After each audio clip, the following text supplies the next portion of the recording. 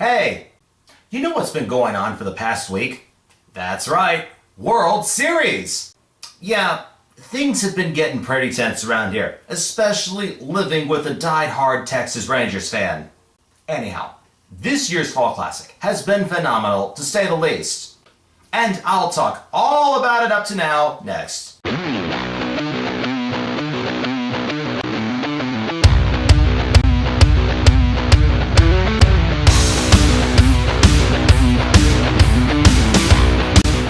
5 games are in the books, and the Cardinals are trailing 3-2, headed back home to St. Louis. Starting with last Wednesday night, Game 1. It was cold, windy, and rainy. The Cards win the game 3-2. This game was anything but a slugfest, like we've seen in either LCS. Chris Carpenter pitched 6 solid innings, striking out 4, while giving up 5 hits and walking 1. His only mistake, a 93-mile-an-hour sinker that didn't quite sink in the 5th inning. Mike Napoli sent it midway up the right field bleachers to tie things up at 2. Bottom of the 6th, David Freese doubles and advances to 3rd on a wild pitch by C.J. Wilson, who ends up being pulled after walking Nick Punto twice. Once intentionally. Alexei Ogando comes in. Alan Craig pinch hits for Carp and hits a fly ball to right, which Nelson Cruz couldn't quite hold on to. Freese scores. The bullpen takes over. They're totally lights out, and the Cardinals are up 1-0. Last Thursday, the Cardinals lost the game they should have won, falling 2-1 in Game 2. Jaime Garcia's 7th inning stellar performance, giving up only 3 hits and striking out 7, was totally wasted, while his counterpart, Colby Lewis, also was pretty much lights out till the 7th. Lewis gives up a couple of hits and is pulled for, you guessed it, Alexei Ogando. And once again, Alan Craig pinch hits for Garcia. And once again, Craig singles to right, once again scoring Freese, and the Cardinals are up 1-0. The end of the 7th inning, that's where it all starts to unravel. David Freese, the National League Championship Series MVP, and your hottest hitter, is pulled for defensive reasons. Really? That might have possibly cost the Cardinals big time in the 8th, where he was due up 5th if they had a rally going, which in this case they did, with 2 on and 2 out. Instead, you have Daniel Descalzo, who grounds out to first, ending the inning. Top of the 9th, Ian Kinsler hits a bloop single to left to start it off. The big blunder here is where Matt Holliday was playing. While both center fielder John Jay and right fielder Skip Schumacher were playing shallow, why in the hell was Holliday playing at the wall? If he could play any deeper, he might as well have been in Illinois. Kinsler steals second. Then Elvis Andrus gets a hit. Albert Pujols was supposed to be the cutoff guy on the throw by Jay. Instead, he becomes a statue and the ball gets away from him. And this allows Andrus to make it to second. LaGenius's 2nd mistake, taking his quote-unquote unofficial closer, Jason Mott, out of the game. Your best shot at closing this thing out, going up 2-0. In his place, he brings in the likes of 106-year-old Arthur Rhodes, which gets the gimpish Josh Hamilton to fly out to deep right center field. And the game is now tied with Andrus now at 3rd. Follow that with another pitching change. Lance Lynn comes in, and Michael Young flies out to center, scoring Andrus, and for all intents and purposes, that's how the game ended. Niftali Feliz comes in, walks Yadier Molina, but strikes out both Punto and Skip Schumacher on really bad pitches, and getting Rafael Furcal to fly out to end it. Series at this point is now tied at 1 game apiece. We head to a much warmer and hitter-friendly Ranger Ballpark in Arlington, where the slugfest really begins. You know, they say legends are born in October. Well, Saturday night, Game 3, the Cardinals win huge. Final score 16-7. Someone out there forgot to tell the national media that the Cardinals can also hit the ball too. Just ask the Milwaukee Brewers. The scoring begins early as Alan Craig homers off Ranger starter Matt Harrison, and we're up 1-0.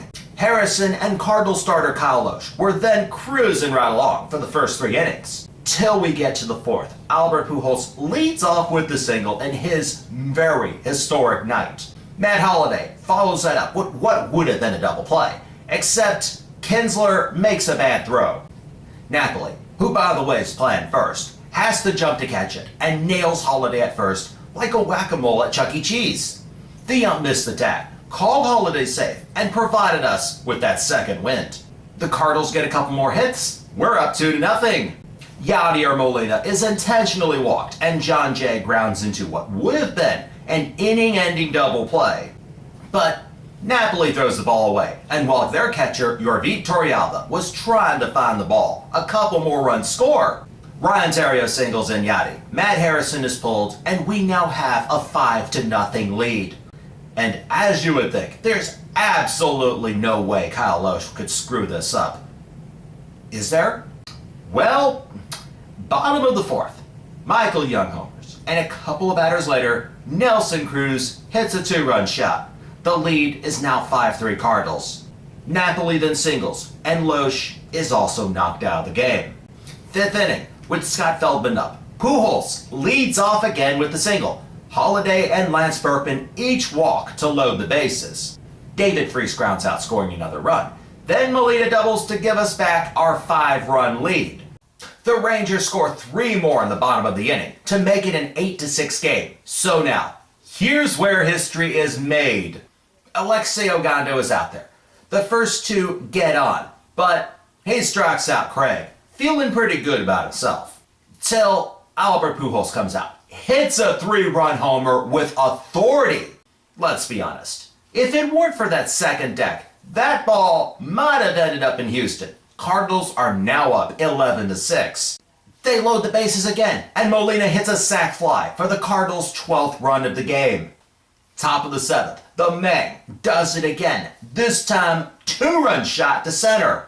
Rangers get another run in the bottom of the inning, and Pujols hits a solo shot to left in the 9th. 3 home runs. The Meng joins Babe Ruth and Reggie Jackson as the only ones to accomplish this feat in World Series history. And of course, Albert Pujols can do whatever the hell he wants. He doesn't want to talk to you, he doesn't have to. The Cardinals, meanwhile, have that 2-1 lead, except the Rangers didn't quite say no mas. Case in point, Game 4, Sunday night, the Cardinals, they were shut out 4-0.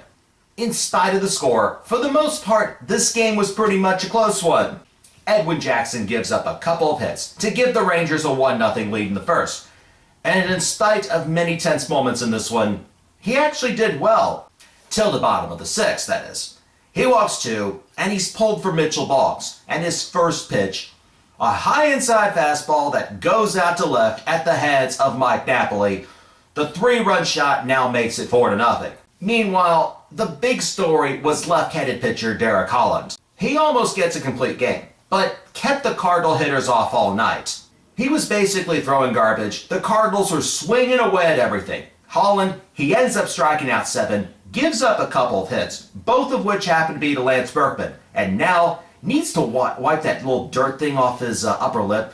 Texas evens up the series at 2 games apiece. Last night, Game 5, with Carp on the mound for us, and given C.J. Wilson's control problems, there's no way we were going to lose this one, right? Except the Cardinals, well, they returned back to mid-season form. They had a 2-0 lead, blew it, and lost the game 4-2. Early on, Yadier Molina gets an RBI single to put us on the board. Follow that up with a Skip Schumacher RBI groundout, and it's now 2-0 us. Meanwhile, Chris Carpenter had a decent performance. Like many other times this year, however, that one was wasted. He goes 7, gives up 2 runs on 6 hits, striking out 4. The 2 runs he gave up, both solo homers. First one by Mitch Moreland in the 3rd, and the other by Adrian Beltre in the 6th to tie it up. Now, forget about the craziness that ensued afterwards, and LaGenius at his absolute worst. I'll let the local radio stations pick that one apart. Forget for a minute about the botched double play ball by Mark Zipchinski in the 8th, leading to a game-winning 2-run double by Mike Napoli. Forget about LaGenius bringing in Lance Flynn to intentionally walk Ian Kinsler and is immediately pulled afterwards. Forget about the alleged phone issues with the pen. And you can even forget about those 2 botched and horrifically executed hidden runs in the 7th and 9th, where Alan Craig is nailed at second on both occasions with Pujols at the plate. What the hell were they thinking on that? Reason why the Cardinals lost. They went 1 for 12 with runners in scoring position. Also, they left a terrifying 12 runners on base. And let's be honest, the Ranger pitchers were not that good. They had control problems all night. But, like we've seen so many times this year, no matter how bad the pitch was, the Cardinal hitters were swinging away at absolutely everything. Make no mistake, their undisciplined approach at the plate is what cost this team big time last night. So, the Rangers now have that pivotal 3-2 lead, headed back to St. Louis for Game 6. Now, before all of you start to freak out, the Cardinals have been in this position before 5 times. The last 4, 1982, 1967, 1946, and 1934. The Cardinals have won both Games 6 and 7 in each of those years. And look at what we're facing. Wednesday, 80% chance of thunderstorms. Temperatures back in the mid-50s. Let's say for a minute that Game 6 is pushed back to Thursday. Jaime Garcia is going to start Game 6 no matter what. But if Game 7 ends up being played on Friday, don't be surprised for 1 second that we see Chris Carpenter back out there for the start. With that, and the fact the ball doesn't travel as well at Busch, like it does deep in the heart of Texas, I'm saying advantage Cardinals. My question of the day, will the Cardinals win both Games 6 and 7? Let me know what you think. Submit your answers, comments, questions, responses, or anything else in the comment box below. Subscribe on YouTube, follow me on Twitter, and check out www.i70baseball.com. Can you believe it? It seems like only yesterday we were talking about spring training. Now, we're down to the final 2 games of the season. This is it. Win or lose, by Friday, the 2011 baseball season will be over. It's going to be exciting. Let's make these last 2 games memorable. Till next time, everyone, go Cards!